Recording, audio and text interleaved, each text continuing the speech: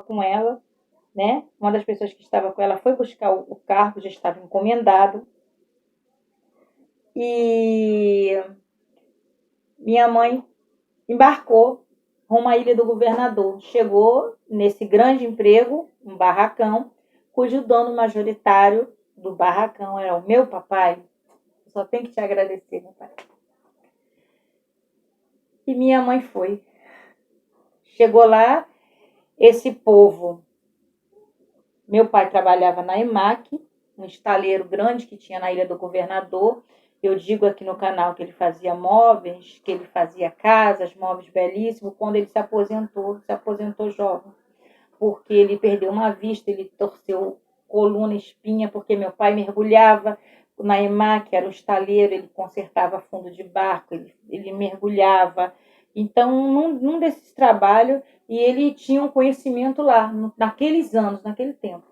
E meu pai era o dono do barraco, as madeiras eram dele, geladeira, fogão, coisas que naquele tempo, naquele momento, só uma pessoa que tinha um certo salário podia ter.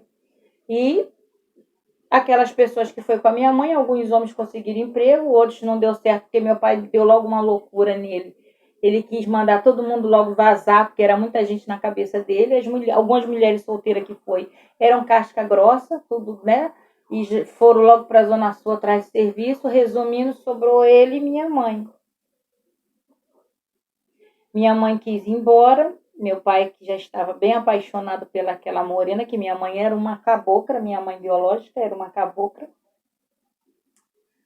a parte cabocla da família dela. É... Meu pai disse, não saia não, não saia não, porque tem cavalos, tem tiro, tem isso, tem aquilo outro. Resumo da história, minha mãe abriu o coração para ele.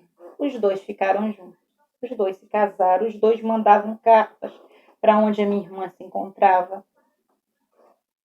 E mandava dinheiro, e mandava notícia, eu não sei, teve uma gripe naquela época, ninguém sabe se aquilo foi verdade que falaram para minha mãe, mas minha mãe precisou mandar dinheiro extra para essa doença da minha mãe, até que chegou o momento que eles iam buscar minha irmã. E eu me lembro do vestido amarelinho de ponta, que minha mãe mandou dizer à moça que não compre nada para a menina, que a roupa a gente está levando. Eu e minha irmã teve 5 anos de diferença, então eu não tinha nascido ainda. Eu tive uma mala dessa também. Mas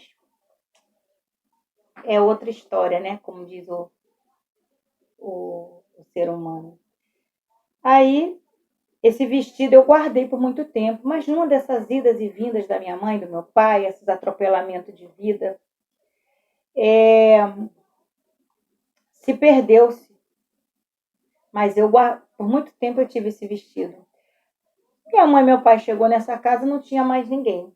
Nós fomos, anos depois de tanto procurar minha irmã, na casa que esse meu tio foi para São Paulo, né? E a mulher não sabia do pessoal, sumiu todo mundo. Como assim sumiu todo mundo? E minha mãe viveu uma vida muito depressiva. Meu pai começou a entrar na bebida. Meu pai foi um alcoólatra, mas um homem honrado, trabalhador, entendeu? E minha mãe teve uma vida muito puxada, né? Muito puxada. Meu pai era assim. Eles estavam levantando uma vida. Daqui a pouco minha mãe começava a chorar nos cantos, meu pai dava para beber e minha mãe fugia e ia-se embora. Aí meu pai ficava uns tempos comigo, só eu e ele. Muitas dessas épocas, antes de a gente vir morar em Timbaúba, se passou-se coisas, né? Aí a gente ficou lá, eu cuidando dele e de mim. Tinha a minha avó, que sempre será a minha avó, que é a irmã mais velha dele, assim ela me abençoava e eu não aceito outra coisa, ela foi minha avó. E Zefinha, falecida aqui, Ana, pessoas que eu amava, que está todo mundo do outro lado do paraíso, né? Cuidava de mim, mas não podiam ficar lá de noite. Então, meu pai ia me pegar na casa delas, ou Zefinha me levava para casa, e meu pai vinha do serviço. Eu tentava subir em cima dos bancos para fazer arroz. Mas Zefinha ajudava muita gente. Meu pai fazia também uma comida maravilhosa. Até hoje eu sinto falta da comida dele. E ele pinchava os meus cabelos e a gente cuidava dele. E assim passou meses, um Natal e um Ano Novo. Até eles corresponderem de alguma forma, voltarem, a gente vinha morar em Timbaúba. Até que se separaram de novo. Eu fui criada pela minha tia há uns tempos, a mãe dela, a irmã dela mais velha. E eu já essa parte aí tem nas minhas sagas particulares.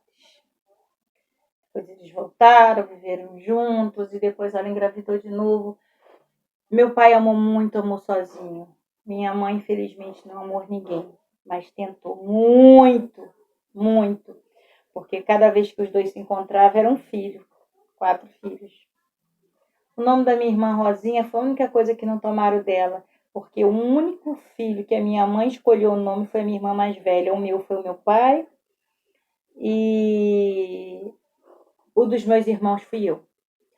Meu pai escrevia, ia registrar, tomava umas e outras para comemorar, perdia o papel, que era sempre o nome composto, esquecia um nome, mas botava o outro. E